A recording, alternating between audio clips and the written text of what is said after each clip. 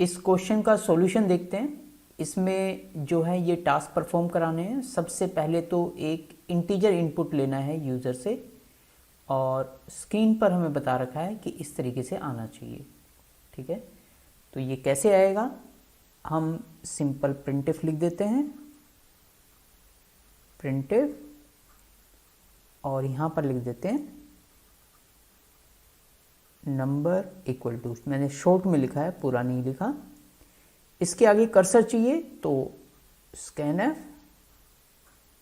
Integer value लेनी है %d, किस में स्टोर करेंगे, एक वेरिएबल ले लेते हैं, मान लीजिए a।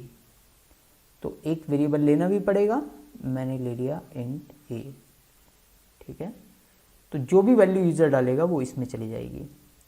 अब क्वेश्चन में कहा है कि pass this input to a function, यानी ये जो वैल्यू आई है a में, इसे हमें एक फंक्शन में पास करना है। तो फंक्शन का नाम मैं रख देता हूं sqr, और इसमें पास कैसे करेंगे, a इस तरीके से हम लिख सकते हैं।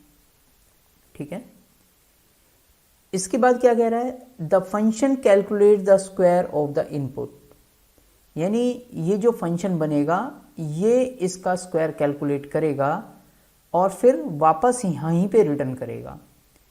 तो सबसे पहले फिर हम क्या करते हैं, मान लीजिए ये मेन फंक्शन की ब्रैकेट यहाँ से स्टार्ट हो रही है और यहाँ पे क्लोज हो रही है, तो हम क्या करते हैं, एक फंक्शन बना लेते हैं, वॉइड, किस नाम से बनेगा, जो नाम आपने यहाँ पर दिया है, sqr नाम से मैं फंक्शन बना लेता हूँ।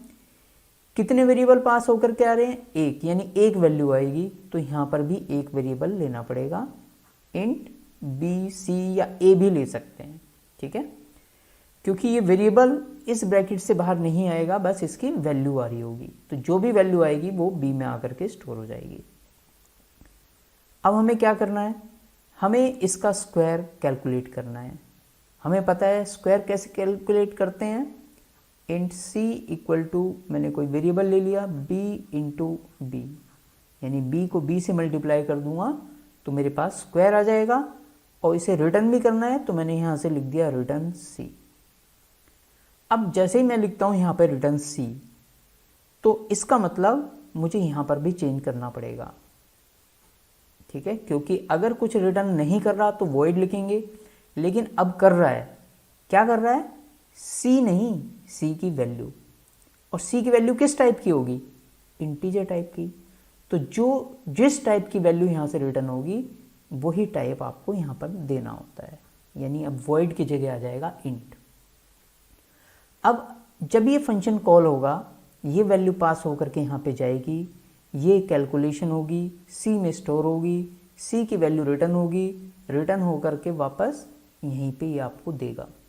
जब ये आपको देगा तो आपको किसी कंटेनर में, किसी वेरिएबल में स्टोर करना पड़ेगा, क्योंकि हमें पता है राइट हैंड साइड की वैल्यू लेफ्ट हैंड को असाइन होती है, तो यानी यहाँ पर हमें एक वेरिएबल लेना पड़ेगा। मैंने ले लिया इंट d, तो d में क्या आ जाएगा, इसका स्क्वायर। अब हमें प्रिंट करा देना है, तो यहाँ पर प्रिंटफ स्टेटमेंट लिख दीजिए, प्रिंटफ कहाँ पे, मेन के अंदर, स्क्वायर इक्वल टू %d, किसकी वैल्यू, स्क्वायर किस में है, d में, तो लिख दीजिए d, दैट्स इट। ये आपका मेन फंक्शन है, वॉइड मेन। ठीक है, और जब ये फंक्शन आप लिखेंगे तो इसके ऊपर प्रोटोटाइप जरूर डिक्लेयर कर देना। आई होप ये लॉजिक आपको क्लियर हुआ होगा। इसे प्रैक्टिकल करके देखें, उसके बाद ही नेक्स्ट वीडियो पे मूव करें। All the best, keep watching.